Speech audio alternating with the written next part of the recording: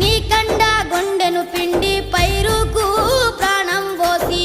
కంటిలో కత్తులు గూర్చి పంట సేలకు సెంట్రింగ్ చేసి